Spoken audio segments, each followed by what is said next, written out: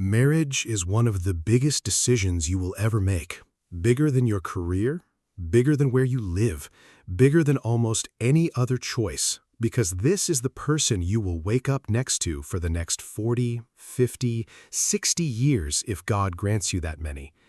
And yet so many people spend more time picking a car or a phone than they do actually studying the character of the person they are about to marry.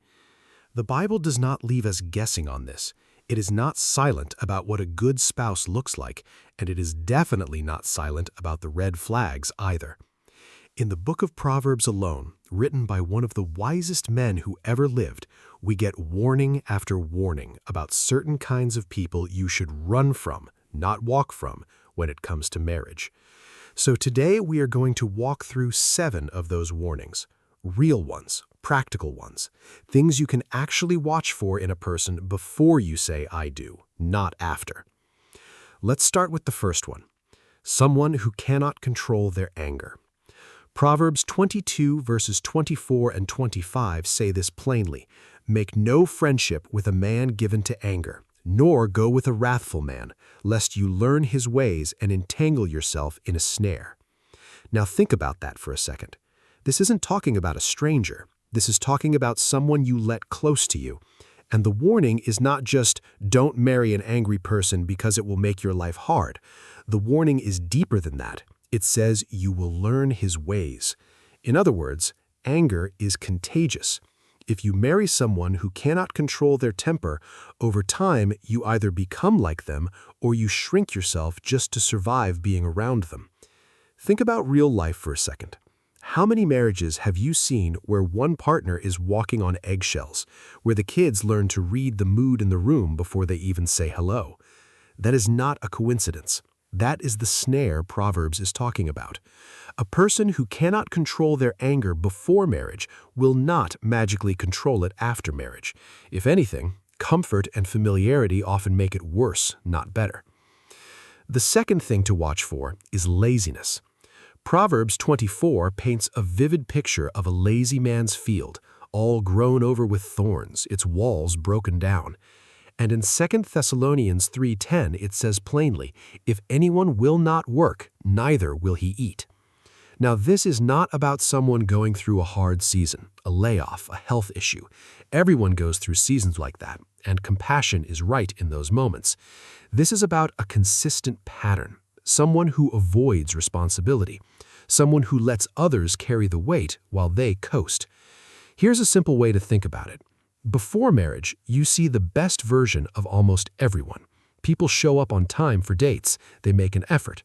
So if someone is already showing signs of laziness now while they're trying to win you over, ask yourself honestly what that looks like 10 years in, when the excitement fades and real responsibilities like bills, children, and a household come crashing in. Laziness is not just a personality quirk. In a marriage, it becomes a weight one person has to carry for 2. Third, watch for someone who lies easily. Proverbs 12:22 says, lying lips are an abomination to the Lord, but those who deal truthfully are his delight. A marriage without trust is not really a marriage. It is 2 people sharing a house, and trust is built on truth. Small lies matter here more than people think. If someone lies about small things, where they were, what they spent, who they were talking to, that is not a small issue. That is a preview of the big issues to come. Think about it logically for a second.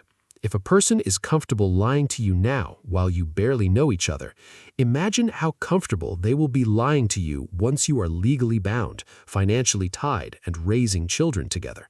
The stakes only get higher. The habit doesn't disappear with a wedding ring. Fourth, and this one is deeply spiritual, be careful marrying someone who has no reverence for God at all. 2 Corinthians 6:14 asks, what fellowship has light with darkness? This doesn't mean your spouse has to be a theologian or perfect in their faith. Nobody is. But it does mean there should be a shared direction, a shared respect for the same foundation. Think of it like 2 people trying to build a house, but one is using the blueprint and the other keeps improvising with no plan at all. Eventually, the walls won't line up. If one spouse wants to raise children with faith and values, and the other has zero interest or even mocks it, that disagreement doesn't just stay quiet in the background. It shows up in every major decision: how you spend money, how you raise kids, how you handle suffering, how you forgive each other. A shared spiritual foundation is not a minor detail, it's the load-bearing wall of the whole house. Fifth, watch out for someone who is constantly quarrelsome. Proverbs 21:9 says, "It is better to dwell in the corner of the housetop than in a house shared with a contentious woman." And Proverbs repeats similar warnings about contentious spouses multiple times because it is that serious of an issue. A contentious person is someone who turns almost everything into an argument. Not someone who disagrees sometimes, that's normal and even healthy, but someone whose default setting is conflict. Someone who has to win every conversation, who nitpicks constantly, who can't let small things go. Here's a simple logical test. Watch how someone handles small disagreements before marriage, over something as minor as what restaurant to go to or who's right about a fact. If small things turn into a battle now, big things will turn into a war later. Marriage magnifies whatever pattern already exists. It does not erase it. Sixth, be careful of pride, specifically someone who can never admit they're wrong. Proverbs 16:18 says, "Pride goes before destruction, and a haughty spirit before a fall." In a marriage, humility is oxygen. You are going to mess up. Your spouse is going to mess up. The question is not whether mistakes happen, they always do. The question is whether the person is capable of saying, "I was wrong, I'm sorry."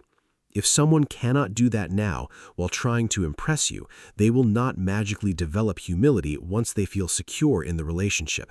In fact, many people become more prideful once they feel the relationship is locked in, not less.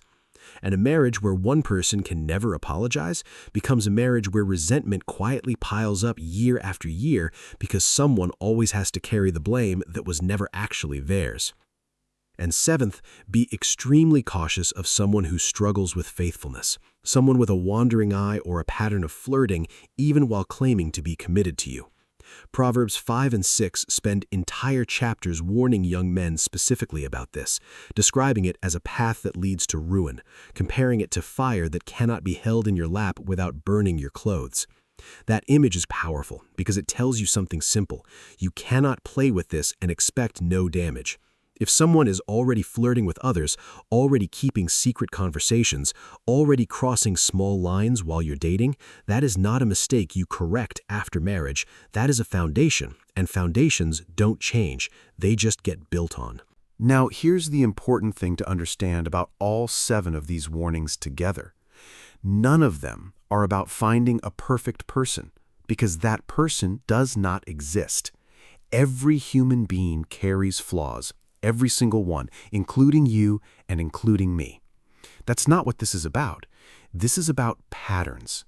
Consistent, repeated behavior that reveals character, not a single bad day, not one mistake made under stress. Character is what someone does when nobody is impressing anyone anymore. And that's exactly why the wisest advice in Scripture doesn't tell you to look at how someone treats you on your best days. It tells you to watch how they treat others, how they handle anger, how they carry responsibility, how they speak truth, how humble they are. Because that is the person you will actually be married to long after the honeymoon phase fades. Choosing wisely here is not about being cynical or afraid of love. It's about protecting something sacred. A covenant meant to reflect something far bigger than just the 2 people in it. At the end of the day, marriage was never meant to be a gamble. It was designed by God to be a covenant, 2 people building something that lasts, something that reflects a love bigger than themselves. So before you say "I do," don't just ask, "Do I love this person?" Ask, "Do I trust the pattern I've seen?" Because feelings can be blind, but patterns don't lie. Choose wisely, choose with your eyes open, and choose someone who is building toward the same foundation you are. If this video helped you see things a little more clearly, share it with someone who needs to hear it today. And if you want more truth like this, make sure you're subscribed, because we're just getting started. Until next time, stay wise, stay grounded, and walk in the truth.